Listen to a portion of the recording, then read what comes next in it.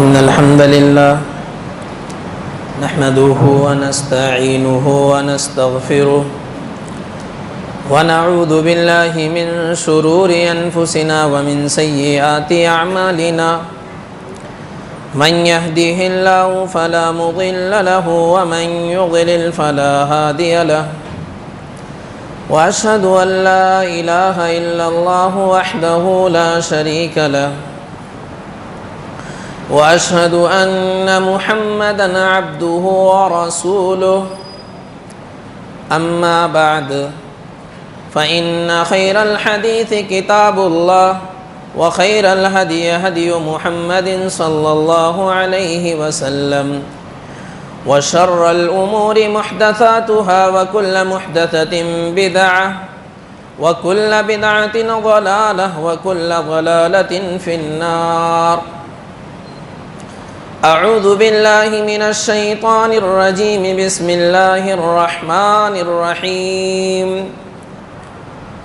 قاف والقرآن المجيد بل عجبوا أن جاءهم منذر منهم فقال الكافرون هذا شيء عجيب أإذا متنا وكنا ترابا ذلك رجع بعيد قد علمنا ما تنقص الأرض منهم وعندنا كتاب حفيظ بل كذبوا بالحق لما جاءهم فهم في أمر مريج أفلم ينظروا إلى السماء فوقهم كيف بنيناها وزيناها وما لها من فروج والأرض مددناها وألقينا فيها رواسي وأنبتنا فيها من كل زوج بهيج تبصرة وذكرى لكل عبد منيب ونزلنا من السماء ماء مباركا فأنبتنا به جنات وحب الحصيد والنخل باسقات لها طلع نضيد رزقا للعباد وأحيينا به بلدة ميتا كذلك الخروج كذبت قبلهم قوم نوح وأصحاب الرس وثمود وعاد وفرعون وإخوان لوط وأصحاب الأيكة وقوم تبع كل كذب الرسل فحق وعيد أفعينا بالخلق الأول بل هم في لبس من خلق جديد. قال الله تبارك وتعالى في محكم تنزيله بعد أعوذ بالله من الشيطان الرجيم. بسم الله الرحمن الرحيم. ومن يقتل مؤمنا متعمدا فجزاؤه جهنم خالدا فيها وغضب الله عليه ولعنه وأعد له عذابا عظيما. رب اشرح لي صدري ويسر لي أمري واحلل عقدة من لساني يفقه قولي. سبحانك لا علم لنا إلا ما علمتنا إنك أنت العليم الحكيم. رب زدني علما رب يسر ولا تعسر وتمم بالخير. ہر قسم کی تعریف وحدہ لا شریک خالق کائنات مالک ارض و سما کے لیے ہیں. بے شمار درود و سلام ہوں اس ہستی اقدس و مقدس پر جن کا نام نامی اسم گرامی محمد اکرم صلی اللہ علیہ وعلی آلہ واصحابہ وبارک وسلم ہے. وہ ذات مقدسہ مبارکہ مطہرہ کہ رب العزت نے جنہیں کائنات کی رحمت بنا کر کے بھیجا اور جن کے ذریعے سے اہل کائنات کی ہدایت اور رہنمائی کا بندوبست فرمایا. اسلامی بھائیوں اور پردہ نشین اسلامی بہنوں، اللہ کے رسول صلی اللہ علیہ وسلم نے سن 10 ہجری کے اندر جو حج کیا تھا وہ حج حجۃ الوداع کے نام سے مشہور ہے۔ وہ حج جو آپ نے کیا اس وقت آپ کے ساتھ آپ کے ساتھی صحابہ کرام کثیر تعداد میں موجود تھے۔ اللہ کے رسول صلی اللہ علیہ وسلم نے اس حج کے دوران کئی مرتبہ اپنے صحابہ اور اپنے ساتھیوں سے خطاب کیا، عرفات کے میدان میں بھی، منی میں بھی۔ عرفات کے میدان میں جو آپ نے خطبہ ارشاد فرمایا تھا وہ خطبہ بہت ہی اہم ہے، آج کے لیے بھی اور اس وقت کے لیے بھی تھا اور ہمیشہ ہمیشہ کے لیے رہے گا۔ وہ اس خطبے کے کچھ اہم نکات آج میں آپ کے سامنے قرآن و سنت کی روشنی میں اس خطبے کے اہم نکات کا تذکرہ آپ کے سامنے کروں گا۔ اللہ سے دعا کرتا ہوں کہ اللہ تبارک و تعالی مجھے حق کہنے کی توفیق عطا فرمائے اور پھر مجھے اور آپ تمام کو اس پر عمل کرنے کی توفیق عطا فرمائے۔ میرے بھائیوں، حضرت جابر رضی اللہ تعالی عنہ بیان فرماتے ہیں کہ اللہ کے رسول صلی اللہ علیہ وسلم میدان عرفات میں آئے، آپ صلی اللہ علیہ وسلم کے لیے نمیرہ میں ایک خیمہ نصب کر دیا گیا تھا۔ اللہ کے رسول صلی اللہ علیہ وسلم سورج کے بیچوں بیچ جب تھا، سورج اس کے ڈھلنے کے بعد آپ نے حکم دیا کہ میری اونٹنی کے اوپر کجاوا رکھ دیا جائے۔ کجاوا آپ کی اونٹنی پر رکھ دیا گیا۔ اونٹنی کا نام قصوہ تھا۔ اس قصوہ نامی اونٹنی کے اوپر نبی کا کجاوا رکھ دیا گیا۔ اللہ کے رسول صلی اللہ علیہ وسلم وادی کے بالکل بیچوں بیچ آئے اور آپ صلی اللہ علیہ وسلم نے ایک خطبہ ارشاد فرمایا صحابہ کرام کو خطاب کر کے۔ اس خطبے کے اندر آپ نے 10 اہم باتیں بتائیں۔ سب سے پہلے اللہ کے رسول صلی اللہ علیہ وسلم نے اس خطبے میں جس کا تذکرہ کیا تھا وہ تھا خون مسلم کی حرمت کے تعلق سے۔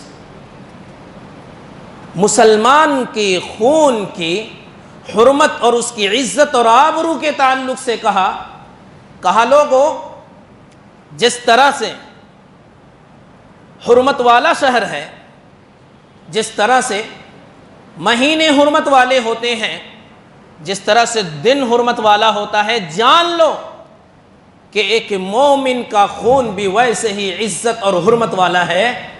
ناحق اس کا خون بہانا، بلا وجہ سے اس کا خون کرنا حرام ہے اور ہمیشہ ہمیشہ کے لیے حرام رہے گا۔ ہر مسلمان کی ذمہ داری ہوتی ہے، بنتی ہے کہ مسلمان کے ایک مومن کے خون کی حفاظت کرے، بلا وجہ اس کے خون نہ بہائے۔ اللہ تبارک و تعالیٰ کا فرمان ہے، کہا وَمَن يَقْتُلْ مُؤْمِنًا مُتَعَمِّدًا فَجَزَاؤُهُ جَهَنَّمُ خَالِدًا فِيهَا وَغَضِبَ اللَّهُ عَلَيْهِ وَلَعَنَهُ وَأَعَدَّ لَهُ عَذَابًا عَظِيمًا۔ کہا جو شخص کسی مومن کو ناحق بلا وجہ قتل کر دے گا اس کی سزا جہنم ہے اور وہ اس کے اندر ہمیشہ رہے گا، اللہ تبارک و تعالیٰ کے غضب کا مستحق ٹھہرے گا، اللہ تبارک و تعالیٰ کی لعنت کا مستحق ٹھہرے گا اور اللہ تبارک و تعالیٰ اس کے لیے بڑا عذاب تیار کر رکھا ہے، بڑا عذاب کا وہ حقدار بن جائے گا۔ غور کیجیے، آپ 5 وعید سنائی ہے اللہ نے، 5 طرح کی وعید ایسے شخص کو جو بلا وجہ کسی مومن کو قتل کرتا ہے۔ پہلی وعید تو یہ کہ کہا کہ ایسا شخص جو ناحق کسی کا قتل کرتا ہے، خون بہاتا ہے، کسی مومن کا تو وہ جہنم میں ہوگا. یہ نہیں کہ تھوڑی دیر کے لیے رہا نکال دیا گیا، نہیں، بلکہ اللہ نے دوسری وعید سنا دی، کہا ہمیشہ ہمیشہ اس جہنم کے اندر ہوگا. تیسری وعید کہا کہ وہ اللہ کے غضب کا مستحق ٹھہرے گا، اللہ تبارک و تعالیٰ اس سے راضی نہیں ہوں گے. اسی طرح سے چوتھا کہا اللہ تبارک و تعالیٰ نے کہ وہ اللہ کی لعنت اور پھٹکار کا مستحق ٹھہرے گا، یعنی اللہ کی رحمت سے دوری ہوگی اس کے لیے. اور پانچواں جو ہے، پانچویں وعید کہا کہ اللہ تبارک و تعالیٰ نے بڑا عذاب تیار کر رکھا ہے، وہ اللہ ہی بہتر جانتا ہے کتنا بڑا عذاب ہوگا اس کے لیے. کس کی سزا ہے یہ؟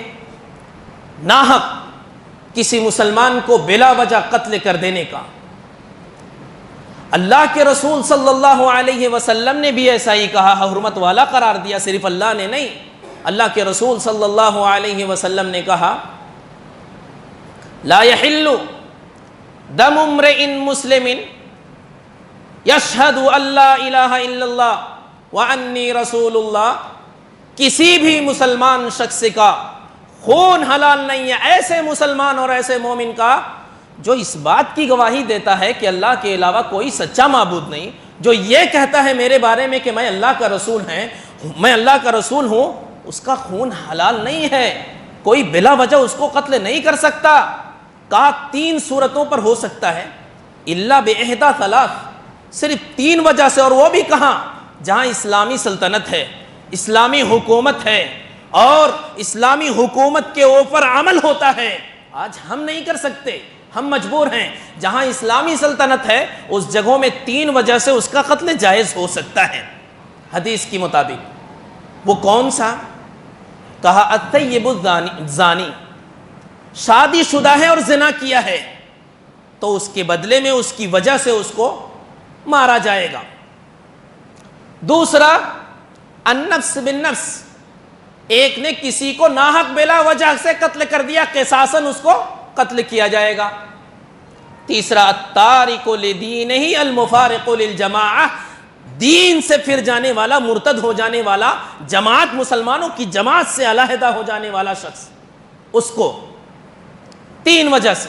اس کے علاوہ بلا کسی وجہ سے تھوڑی تھوڑی باتوں پہ، ذرا سا کچھ ہوا کہ نہیں تلوار نکالنا، ذرا سا کچھ ہوا کہ نہیں گولی سے شوٹ کر دینا، پیسے دے کر کے مار دینا، یہ سب کے سب حرام ہے. اللہ تبارک و تعالیٰ نے کہا میرے بھائی ہو، میں آپ کا بھائی ہوں، جو بتاؤں گا میں چاہتا ہوں کہ قرآن و حدیث کی روشنی میں آپ کو بتاؤں. اگر غلط ہوگا آپ مجھے اصلاح میری فرما دیں گے، میں آپ کا ممنون اور مشکور ہوں گا. اور اگر بات صحیح ہوگی تو میری آپ سے گزارش ہے کہ بس اس پر عمل شروع کر دیجیے، اور جن چیزوں سے روکا جا رہا ہے اس سے رک جائیے. بلکہ آج ہماری حالت، ہم مسلمانوں کی، غیروں کی تو ہے، ہم مسلمانوں کی حالت یہ ہے کہ ہم خون کو بڑا آسان سمجھ لیا ہے. ہم نے بلا وجہ کسی کو بھی تھوڑی تھوڑی سی بات پر ہم اپنی تلوار اٹھا دیتے ہیں، ہم کسی کو پیسے دے کے مار دیتے ہیں یا کسی وجہ سے. میرے بھائیوں، میرے عزیز دوستو، میرے پیارے بھائیوں، اللہ تبارک و تعالیٰ کے نزدیک سب سے زیادہ خطرناک ہے کسی مومن کا قتل ہو جانا.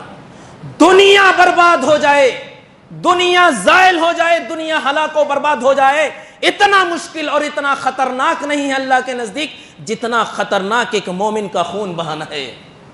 میں نہیں کہہ رہا، اللہ کے رسول صلی اللہ علیہ وسلم نے کہا ہے، کہا زوال الدنیا اہون علی اللہ من قتل مؤمن بغیر حق. اللہ اکبر. کہا اللہ کے نزدیک دنیا کا زائل ہو جانا، ہلاک ہو جانا زیادہ آسان ہے اس بات سے کسی مومن کا خون کر دیا جائے بلا وجہ. ہم سب کی، میرے لیے بھی اور آپ سب کے لیے بھی یہ ذمہ داری بنتی ہے کہ ہم اور آپ ایک مومن کی خون کا عزت اور احترام کریں، بلا وجہ اس کو نہ بہائیں. دوسری بات اس خطبے کے اندر عرفات کے میدان میں اللہ کے رسول صلی اللہ علیہ وسلم نے جو کی تھی، وہ مال مسلم کی حرمت کے تعلق سے اللہ کے رسول صلی اللہ علیہ وسلم نے لوگوں سے اس وقت کہا تھا جس طرح سے ایک مسلمان کی خون کی عزت کرنا ضروری ہے، پاس و لحاظ اس کا احترام ضروری ہے، ویسے ہی مسلمان کے مال کا بھی احترام کرنا ضروری ہے، اس کا بھی پاس و لحاظ رکھو، بلا وجہ کسی کے مال پر ناجائز قبضہ جمع کر کے مت بیٹھ جانا، حرام ہے یہ۔ اللہ تبارک و تعالی نے صاف طور پر قرآن مجید کے اندر کہا ہے اور مومنوں سے خطاب کیا ہے، اور سے نہیں بلکہ مومنوں سے کہا یا ایھا الذین آمنوا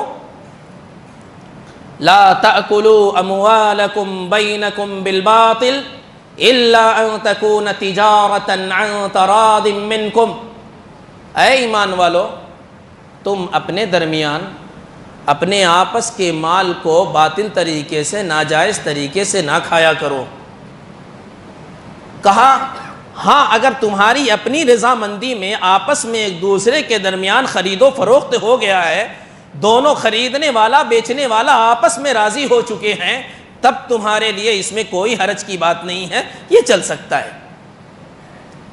دوسری آیت میں اللہ تبارک و تعالیٰ نے کہا وَلَا تَأْكُلُوا أَمْوَالَكُمْ بَيْنَكُمْ بِالْبَاطِلِ وَتُدْلُوا بِهَا إِلَى الْحُكَّامِ لِتَأْكُلُوا فَرِيقًا مِّنْ أَمْوَالِ النَّاسِ بِالْإِثْمِ وَأَنْتُمْ تَعْلَمُونَ۔ کہا کہ تم اپنے آپس کے مالوں کو باطل طریقے سے ناجائز طریقے سے نہ کھایا کرو، اور سنو حاکموں کو رشوت دے کر کے، مال دے کر کے، جس کو رشوت کہا جاتا ہے، رشوت دے کر کے دوسروں کی پراپرٹی، دوسروں کے مال کو اپنے نام پر کرا کر کے مت کھاؤ، اپنے نام پہ لکھوا کے نہ کھایا کرو، حالانکہ تم جانتے ہو کہ یہ غلط ہے، یہ طریقہ صحیح نہیں ہے، ایسا مت کیا کرو۔ میرے بھائیوں چاہے دوسرے کے اس میں یاد رکھیے گا دونوں آیتوں کے اندر اللہ تبارک و تعالیٰ نے الباطل کہا ہے، اور باطل کس کو کہتے ہیں؟ ناجائز طریقے سے کام کرنے کو، ناجائز طریقہ جو بھی ہو سکتا ہے سب اس کے اندر داخل ہو جائیں گے، چاہے وہ چوری کر کے کھایا جائے وہ بھی حرام ہوگا، چاہے وہ غصب کر کے کسی کے مال پہ ڈاکہ ڈال کر کے کھایا جائے وہ بھی، چاہے وہ رشوت دے کر کے ہو وہ بھی، چاہے وہ سود ہو وہ بھی، چاہے وہ خرید و فروخت میں کسی کو دھوکہ دے کر کے روپیہ لے لیا جائے یا کسی کو دھوکہ دے کر کے سامان لے کے کھا لیا جائے وہ بھی اس کے اندر داخل ہوگا، چاہے وہ جوا ہو جس کو حرام قرار دیا گیا ہے، جس میں پیسے لگا کر کے کھیلے جاتے ہیں وہ بھی ہوگا، اور اسی طرح سے چوری کا مال جیسا کہ میں نے واضح کر دیا یہ سب کے سب حرمت کے اندر اور حرام ہیں، اور ہر ایسی چیز کی تجارت اور خرید و فروخت جس کو اللہ تبارک و تعالیٰ نے اور اللہ کے رسول نے حرام قرار دیا ہے وہ سب کے سب اس کے اندر داخل ہوں گے، وہ سب کا حرام ہو جائیں گے۔ دوسری آیت میں غور کرنے کی بات یہ ہے میرے بھائیوں کہ اللہ تبارک و تعالیٰ نے کہا رشوت دے کر کے حاکموں کو کسی کا مال اپنے نام میں کرا کے مت کھایا کرو، حالانکہ تم جانتے ہو کہ یہ چیز غلط ہے، حرام ہے۔ جیسے آج کل بہت ہوتا ہے ایسا، پولیس کے سامنے گئے، رشوت دیا، کسی کے اوپر جھوٹا کیس ہم نے لکھا دیا، کسی کے نام سے جھوٹا کیس درج کرا دیا، اور جس کے نام سے لگایا وہ بیچارے کو خبر ہی نہیں، شریف انسان ہے، گھومتا پھرتا رہتا ہے اور در در کی ٹھوکریں کھا رہا ہے، کورٹ اور کچہری کا چکر لگا رہا ہے، یہ جائز نہیں ہے۔ اسی طرح سے گواہوں کو، ججوں کو، وکیلوں کو رشوت دے کر کے فیصلہ اپنے حق میں کرا لینا، اور جو شریف انسان ہے بیچارہ جس کے حق میں فیصلہ ہونا تھا اس کے حق میں فیصلہ نہیں ہو پاتا ہے، وجہ اس لیے کہ وہ غریب ہے، وہ دے نہیں پایا رشوت، یا تو نہیں چاہتا ہے دینا یا اس کے پاس ہے نہیں، تو آپ کے پاس ہے، آپ نے رشوت دے کر کے حرام کام کر کے اپنے نام پہ کرایا، اور وہ غریب بیچارہ کوٹ اور کچہری کی زندگی بھر چکر لگاتا رہا۔ بعض دفعہ ایسا ہوتا ہے کہ انسان دنیا سے چلا جاتا ہے، اس کا فیصلہ نہیں ہو پاتا۔ یہ سب کے سب حرام ہیں، اللہ تبارک و تعالی نے اس کو حرام قرار دیا ہے۔ ہم سب کے لیے، میرے لیے بھی اور آپ کے لیے بھی ضروری ہے ان تمام چیزوں سے بچنا۔ اسی طرح سے اللہ کے رسول صلی اللہ علیہ وسلم نے اس خطبے کے اندر تیسری اہم بات جو یہ بتائی تھی، کہا تھا زمانہ جاہلیت کے جو امور ہیں، زمانہ جاہلیت کے جو کام ہیں وہ اب حرام ہو گئے۔ اللہ کے رسول صلی اللہ علیہ وسلم نے صاف کہا زمانہ جاہلیت میں کیے جانے والے کام اب ہمارے قدموں کے نیچے دفن ہو گئے۔ زمانہ جاہلیت میں بہت سارے امور کو انجام دیے جاتے تھے جو جائز نہیں ہیں۔ کئی حدیثوں کے اندر اللہ کے رسول صلی اللہ علیہ وسلم نے ان چیزوں کا تذکرہ کیا ہے۔ ان میں سے ایک حدیث کے اندر اللہ کے رسول صلی اللہ علیہ وسلم کا فرمان ہے، کہا اربع فی امتی من امر الجاہلیہ لا یترکونہن، 4 چیزیں میری امت میں پائی جائیں گی جو زمانے جاہلیت میں بھی کیے جاتے تھے، وہ 4 چیزیں میری امت کے اندر ایسی پائی جائیں گی کہ یہ چھوڑنا چاہیں گے ہی نہیں، یہ لوگ اس کو چھوڑنا نہیں چاہیں گے۔ وہ 4 چیزیں کون کون سی ہیں؟ کہا اللہ کے رسول صلی اللہ علیہ وسلم نے، اور آج پایا جا رہا ہے، اگرچہ یہ چاروں چیزیں کسی ایک انسان کے اندر نہیں ہیں لیکن اکثر و بیشتر کے اندر ان میں سے کوئی ایک تو ضرور ہے۔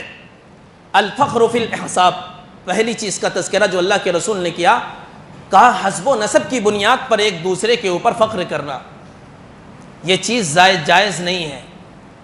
جیسے مثال کے طور پر اس کو سمجھانے کے لیے کہا جا سکتا ہے کہ کوئی شخص یہ کہہ دے آپس میں کچھ باتیں ہوئی، تو میں ہوا، تمہیں کیا معلوم، ہمارے باپ دادا فلاں قبیلے کے ہیں، ہم شریف لوگ ہیں، تم کون ہو، ہم شریف ہیں، قوم کے سردار ہیں۔ وہاں اپنی بڑائی، فخر، غرور، یہ اسلام میں جائز نہیں، ایسا جیسے لوگ کرتے ہیں۔ اسی طرح سے اللہ کے رسول صلی اللہ علیہ وسلم نے کہا الطعن فی الانساب، نسب کے اندر طعنہ زنی کرنا۔ مثال سے اس کو یہ بھی سمجھا جا سکتا ہے کہ جیسے کہ یہ لوگ کہتے ہیں تم تو فلاں قبیلے کے ہو، بھکمنگے قسم کے لوگ ہو، تم تو لوگوں سے چوری کر کے کھانے والے لوگ ہو، تمہاری حیثیت کیا ہے، بدترین قبیلے کے ہو۔ یہ سب کیا ہے؟ یہ سب قبیلے کے اوپر، یہ سب نسب کے اندر طعنہ زنی کرنا ہے۔ اسلام نے ان چیزوں سے روک دیا ہے۔ اللہ کے نزدیک یہ لوگ محبوب نہیں ہیں جو اپنے حسب و نسب کی بنیاد پر ایک دوسرے پر فخر کرتے ہیں، جو کسی کی نسب میں طعنہ زنی کرتے ہیں، یہ لوگ محبوب نہیں ہیں۔ میرے بھائیو غور کیجئے گا، اللہ کے رسول اللہ کے نزدیک سب سے زیادہ محبوب اور پسندیدہ وہ شخص ہے جو جتنا بڑا متقی ہوگا، چاہے وہ کالا ہو، چاہے وہ گورا ہو، چاہے وہ عرب کا رہنے والا ہو، چاہے وہ عجم کا ہو، چاہے اس کا کسی بھی قبیلے سے تعلق رکھتا ہے، اگر وہ اللہ سے ڈرنے والا ہے، تقوی ہے، تو وہ اللہ کے نزدیک محبوب ہے۔ اللہ کے نزدیک کوئی شخص، کوئی قبیلہ والا دوسرے قبیلے کے درمیان بڑا نہیں ہوتا، بڑا ہوگا تو وہ تقوی کی بنیاد پر بڑا ہوگا۔ آپ کتنا اللہ سے ڈرتے ہیں، آپ جتنا اللہ سے ڈریں گے اتنا زیادہ اللہ کے قریب ہوں گے، یہ یاد رکھیے۔ اسی طرح سے چوتھی بات اللہ کے رسول صلی اللہ علیہ وسلم نے اس خطبے میں جو کہی تھی، کہا تھا کہ زمانہ جاہلیت کے خون اب ختم، زمانے جاہلیت کے خون کا بدلہ اب نہیں لیا جائے گا۔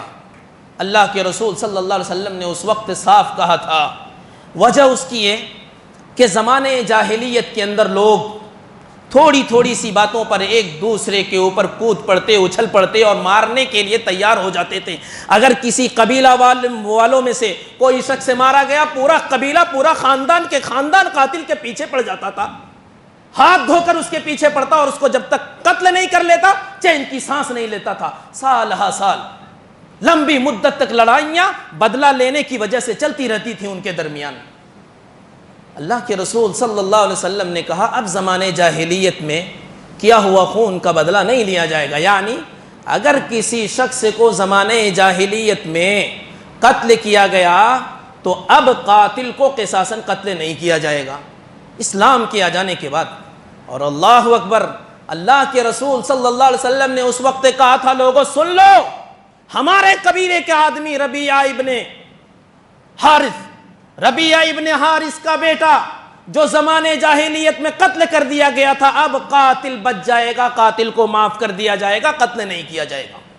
اپنے قبیلے کے آدمی کو اللہ کے رسول صلی اللہ علیہ وسلم نے قبیلے کے آدمی کے خون کو معاف کیا ہے زمانے جاہلیت میں۔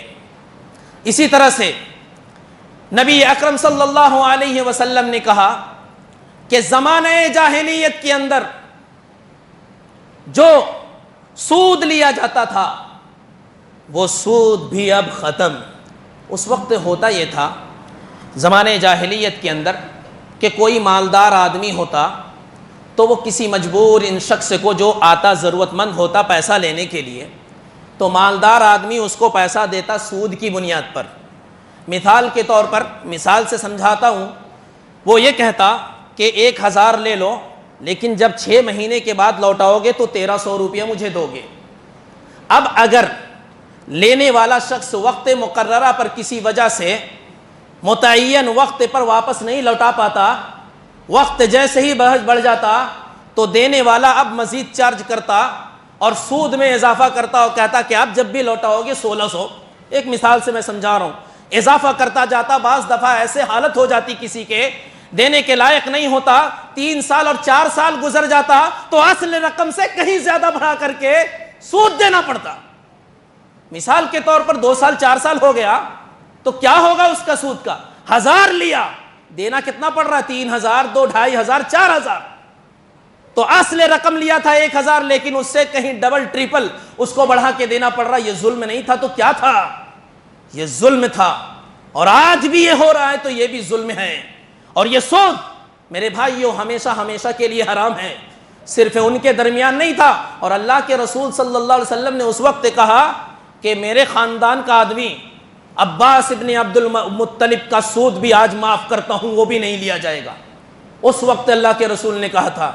اور سود، میں ذرا اس پر رک کے بات کر لوں، آج دھڑلے سے سود عام ہے، چاہے وہ مدرسہ کے اندر ہو، اسکول کے اندر ہو، کالجز کے اندر ہو، یا بینکوں کے اندر ہو، یا تجارت کی منڈیوں میں ہو، ہر جگہ سودی لین دین عام ہے، کوئی پرواہ نہیں۔ میرے بھائیو، اللہ تبارک و تعالی نے سخت وعید سنائی ہے ایسے لوگوں کو جو سودی لین دین اور کاروبار میں ملوث ہیں۔ کہا اللہ تبارک و تعالی نے کہا یا ایھا الذین آمنوا اتقوا اللہ، اے ایمان والو اللہ سے ڈرتے رہو، وذروا ما بقی من الربا ان کنتم مومنین، اگر تم سچے مومن ہو تو جو سود رہ گیا ہے چھوڑ دو، معاف کر دو۔ کہا فَإِن لَمْ تَفْعَلُوا فَأَذَنُوا بِحَرْبٍ مِّنَ اللَّهِ وَرَسُولِهِ، اگر تم باز نہیں ہوگے تو اللہ اور اس کے رسول سے جنگ کے لیے تیار ہو جاؤ۔ چاہیں گے آپ اللہ اور اس کے رسول سے جنگ؟ اندازہ لگائیے کیا کہا گیا ہے سودی لین دین کرنے والے کو، کہا کہ اگر نہیں چھوڑتے نا تو اللہ اور اس کے رسول سے جنگ کے لیے تیار ہو جاؤ۔ اندازہ لگائیے یہ کتنا بڑا جرم اور کتنا بڑا گناہ ہے۔ آپ وہ چھوڑ دیجئے، اللہ کے رسول صلی اللہ علیہ وسلم نے جو کہا ہے نا، آپ حیران رہ جائیں گے۔ ایک شخص سے اپنی ماں کے ساتھ کبھی زنا کے بارے میں خیال بھی نہیں کر سکتا، ذرا آپ تصور میں لائیے وہ کتنا بڑا گناہ ہوگا۔ کہا اللہ کے رسول صلی اللہ علیہ وسلم نے الربا 72 بابا، ربا کے 72 دروازے ہیں، وَأَدْنَاهَا مِثْلُ إِتْيَانِ الرَّجُلِ أُمَّهُ، کہا اس سود کا سب سے کم اور ہلکا گناہ اگر دیکھا جائے تو بس ایسا ہی سمجھو جیسے ایک انسان اپنی ماں کے ساتھ زنا کرتا ہے۔ اللہ اکبر۔ اللہ، اگر یہ سب سے ہلکا گناہ ہے تو سب سے بھاری گناہ کیا ہوگا؟ اندازہ لگائیے، ماں کے ساتھ زنا کو سب سے ہلکا گناہ اور کہا جا رہا ہے سودی کھانے والے کے لیے، سودی لین دین کرنے والوں کے لیے، تو ان کے لیے سب سے خطرناک گناہ کیا ہو سکتا ہے؟ ہم سوچ بھی نہیں سکتے۔ میرے بھائیوں، صرف یہی نہیں بلکہ اللہ کے رسول صلی اللہ علیہ وسلم نے کھانے کھلانے، گواہ بننے اور اسی طرح سے اس کے لکھنے والوں سب پر اللہ کے رسول نے لعنت بھیجی ہے، بلکہ کہا کہ یہ سب صرف کھانے والا نہیں، لکھنے والا، گواہ بننے والا، چاہے کہیں بھی بینک میں کام ہو رہا ہو، مدرسے میں ہو، اسکول کالجز کے اندر ہو، تجارت کی منڈیوں میں کہیں بھی ہو رہا ہو، یہ سب کے سب گناہ میں داخل ہیں۔ وہ کون؟ کہا لعن رسول اللہ صلی اللہ علیہ وسلم آکل الربا وموکلہ وکاتبہ وشاہدہ، کہا اللہ کے رسول نے لعنت بھیجی ہے سود کے کھانے والے پر، کھلانے والے پر اس کا لکھنے والے پر، اس کے گواہ بننے والے پر، اور مزید کہا وقالہم سواء، یہ سب کے سب گناہ میں برابر کے داخل ہیں۔